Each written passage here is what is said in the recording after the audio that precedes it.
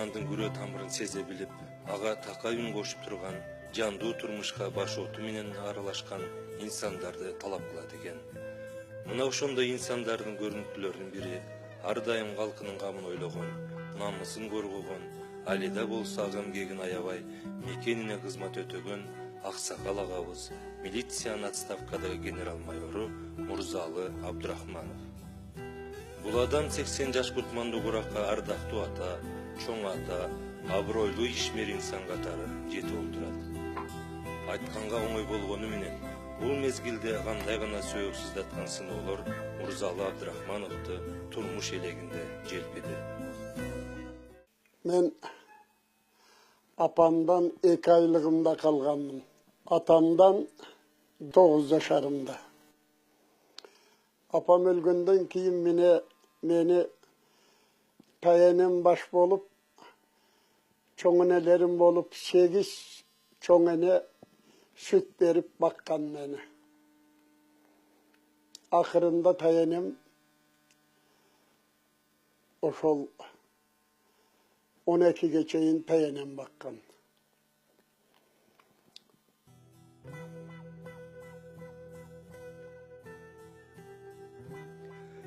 Мурзалы Абдрахманов тектүү элдин улуну. Анын чоң атасы Болот Кушбеги Кокон кандыгында иштеген.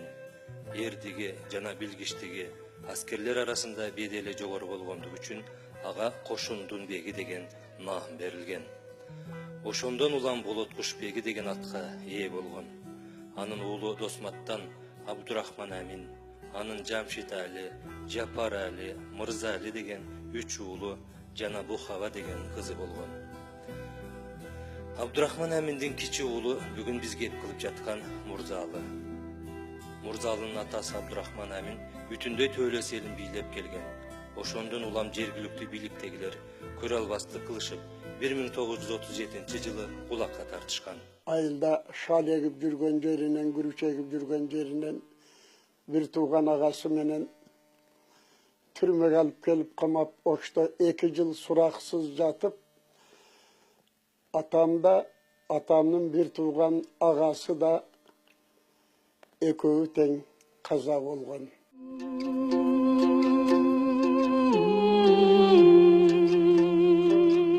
Ошентип Мурзалы апасынан да, атасынан да айрылып, таенесинин, атасынын бир туугандарынын жубайлары болгон чоң апаларынын жана аталаш эжеси Бухаванын колунда эс тартат.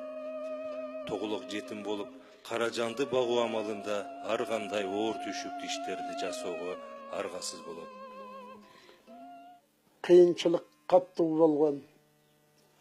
Ошондо мен да чыдай албай Кызылкыяга кетип калганмын. Кызылкыяга барып өзүм окшогон 1-2 орус өзбек жетим балдар менен биригип, түнүндө самса жапкан, нан жапкан тандырга кирип, кыштын күнү күлдө жатат элек. Жайдын күнү тоого чыгып адырдын ичинде бир кап түйүзгө салып алып таштын үстүндө жатат элек. Тамак аш жок. Чынын айтып берсем, кечинде барып алып столовыйга айнеген источут этип, дәдинке дайты хлеб, төтүнке дайты хлеб, я голодный деп кыйкырат элек айнек туруп.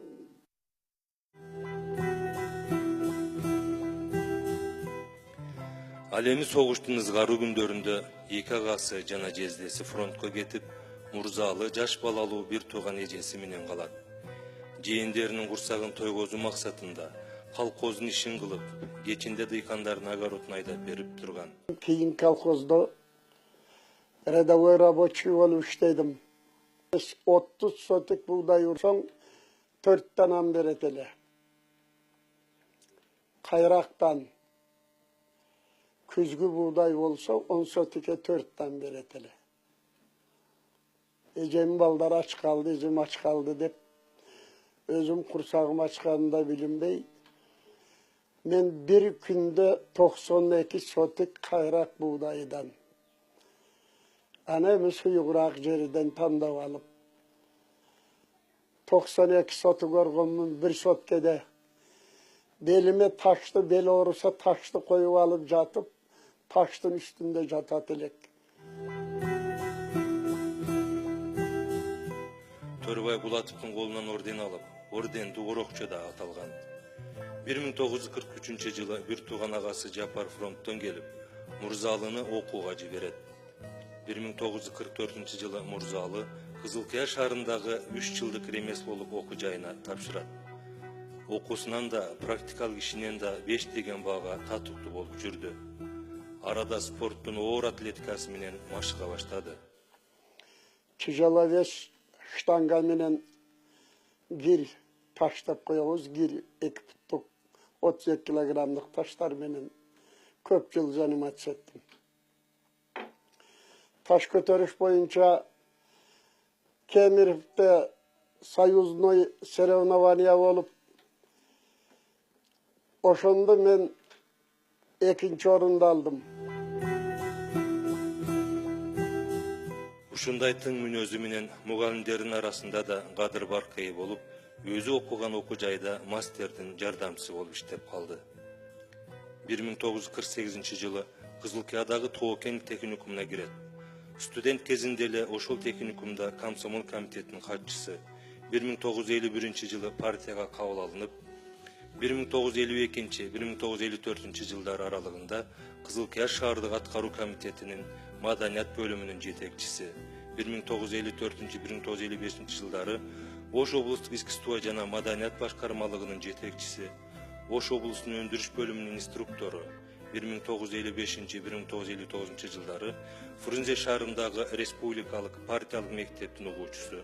1959-1960 жылдары Көкжаңгак шаардык партиялык комитетинин 2-нчи секретары. 1960-1963 жылдары Көкжаңгак шаардык компартиясынын 1-нчи секретары болуп эмгектенген. Көкжаңак шаарында шаарды башкарып, бул жерде чоң ис калтырды. 1963 жылдан 1968 жылга чейин Нарын гидро курулушунун партиялык комитетинин секретары. 1968-1969 жылдары Ташкөмүр шаардык компартиясынын 1-нчи секретары болуп эмгектенген. Ташкөмүрдө болгону мен 1 жыл 2 ай иштедим. Ушул мезгилде укук бузуулардын алдын алуу боюнча Ички иштер министрлигинин буйруктарын так аткарып, биринчилерден болуп элдик гектардуу дружиналар түзгөндүгү жана элдик кошунду өзү жетектеп, Ташкөмүр шаарынын аймагында кылмыштуулуктун санын төмөндөткөндүгү үчүн СССРдин Ички иштер министрлиги тарабынан партиялык пленумда Мурзалы Абдрахмановду Кыргыз СССРинин Ош облустук ички иштер башкармалыгына начальниктик орунга сунуштаган.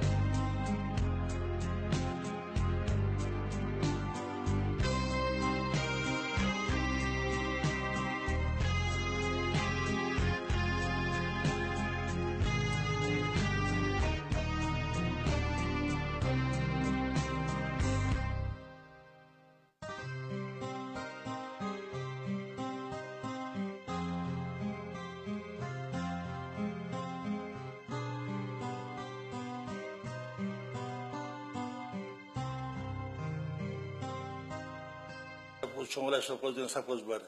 Ушунда совхоздон 102 баш кой уурдалып кеткенде, ушунда Музалека өзү баш болуп атайы ушу Çoğulayга барып, Ошо 102 баш койдун бетин ачууга өзү жеке катышып, ошо уурдалган койлорду Өзбекстандын Фергана өрөөнүнөн таап, совхозго толук кириш кылганбыздар. Коомдук тартипти сактоо пункттарын уюштурса кандай болот, жардам бересизби десем, айтты, сен давай ошондой инициатива кылсаң, сага жардам бермегенде кимге жардам беребиз? Жардам беремин. Сен ошону жакшылап катырып иштегин, анан менен жардам сурасаң, мен дайым жардам берип турам деди. Ошондо Баткен районунда 77-78 жылдары 5 жерде общественный пунктты уюштурдук.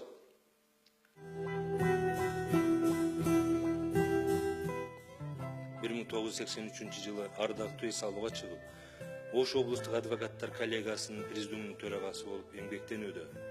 Андан сырткары Ош облустук согуштун жана эмгектин, ошондой эле күч органдарынын ардагерлер кеңешинин төрагасы.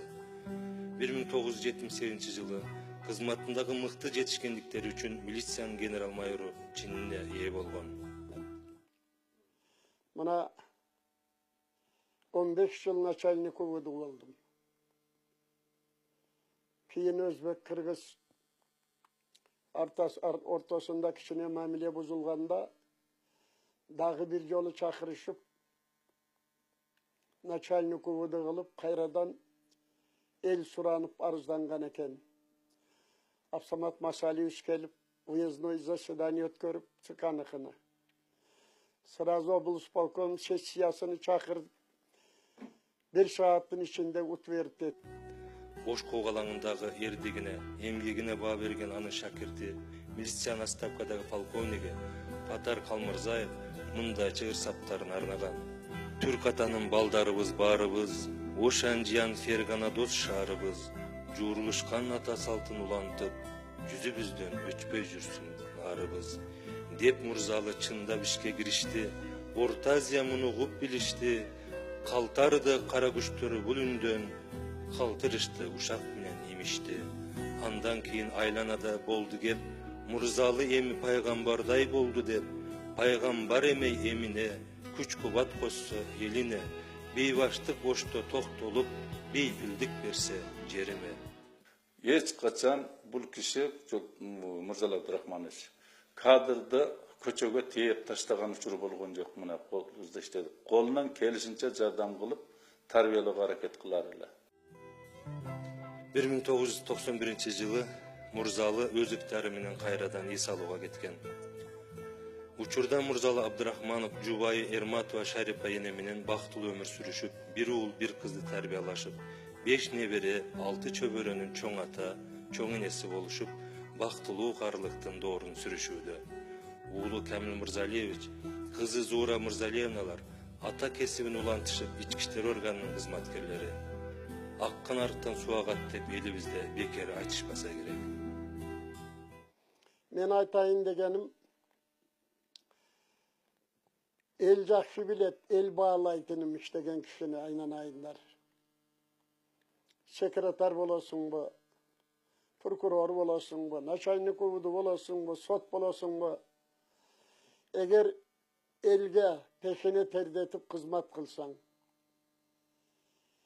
эгер элге колуңнан келгенче жардам берсең, айныкча көңүлүңдү жетим жесир бебайы бечарага бурсаң, чалдарга, кампирлерге, инвалидтерге бура турган болсоң, эл сыйлайт, эл өзү билет, эл ошол кишиге ишенет.